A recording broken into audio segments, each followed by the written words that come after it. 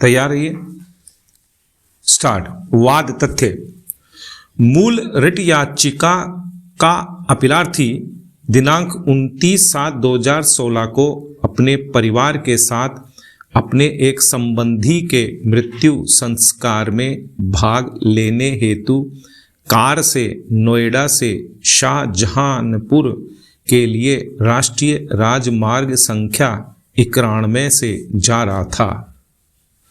रास्ते में रात में एक गैंग ने कार रोककर याची व उसके परिवार के सदस्यों से नकद व आभूषण लूट लिए तथा उसकी पत्नी व अवयस्क पुत्री के साथ सामूहिक बलात्कार किया, जिसमें भारतीय दंड संहिता की धारा 395, 397 और 376 घ एवं पोक्सो एक्ट की संबंधित धारा के अंतर्गत प्रथम सूचना रिपोर्ट संख्या 0838/2016 दर्ज की गई।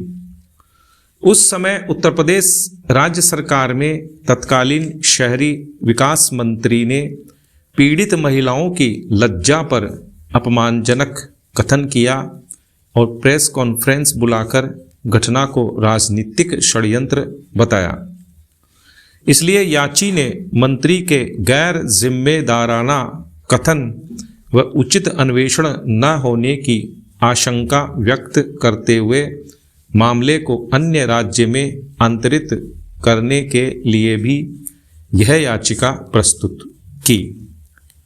दूसरे मामले में केरल के विद्युत मंत्री ने फरवरी 2016 से अप्रैल 2017 के बीच 3 बयान जारी किए थे, जिनमें महिलाओं के विरुद्ध अपमानजनक कथन थे और जिसके विरुद्ध प्रस्तुत जनहितवाद को केरल उच्च न्यायालय की खंडपीठ ने निरस्त कर दिया था। दोनों मामलों में समान विधिक व संवैधानिक प्रश्न होने के कारण 3 सदस्यीय पूर्ण पीठ ने आदेश दिनांक 5/10/2017 के द्वारा मामले को संविधान पीठ के लिए संदर्भित कर दिया।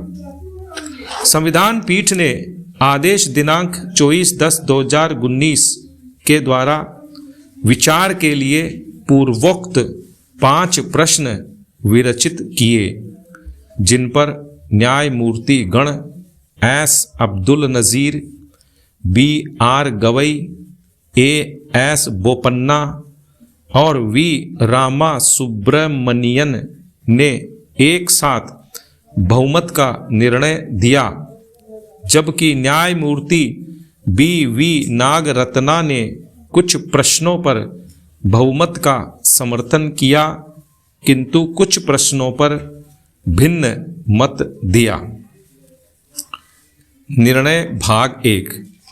बहुमत का निर्णय निष्कर्ष।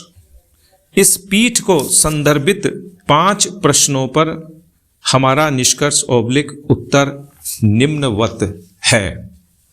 1. प्रश्न संख्या 1। क्या भारत के संविधान के अनुच्छेद 19(2) में विनिर्दिष्ट आधार जिनके संबंध में वाक और अभिव्यक्ति की स्वतंत्रता के अधिकार पर युक्तियुक्त प्रतिबंध विधि के द्वारा अधिरोपित किए जा सकते हैं, संपूर्ण, सर्वांगीण है, या अनुच्छेद 19(2) में नहीं पाए जाने वाले अन्य मूल अधिकारों का आह्वान करने के द्वारा वाक एवं अभिव्यक्ति की स्वतंत्रता पर अन्य आधारों पर भी प्रतिबंध अधिरोपित किया जा सकता है। उत्तर। वाक स्वातंत्र्य के अधिकार को प्रतिबंधित करते हुए अनुच्छेद 19(2) में क्रमबद्ध किए गए आधार संपूर्ण, सर्वांगीण हैं।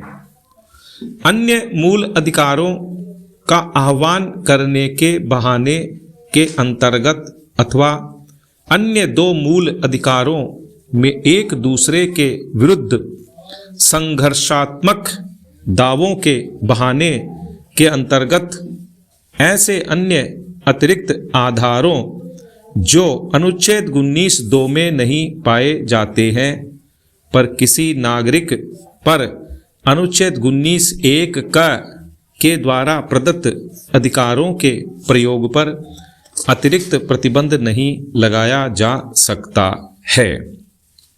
2.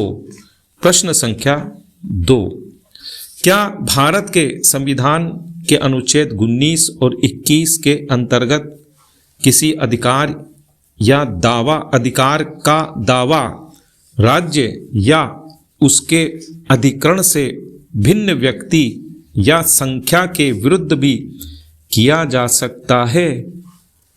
उत्तर, अनुच्छेद 19 और 21 के अंतर्गत किसी मूल अधिकार को ऐसे व्यक्तियों के विरुद्ध भी प्रवर्तित कराया जा सकता है जो राज्य या उसके अभिकरणों से अन्यथा है। 3. प्रश्न संख्या 3, क्या राज्य भारत के संविधान के अनुच्छेद 21 के अंतर्गत किसी नागरिक के अधिकारों को स्वीकारात्मक रूप से संरक्षित करने के कर्तव्य के अधीन है, यहाँ तक कि किसी अन्य नागरिक या निजी अभिकरण के कृत्यों या लोप के द्वारा किसी नागरिक की स्वतंत्रता को मिली धमकी के भी विरुद्ध?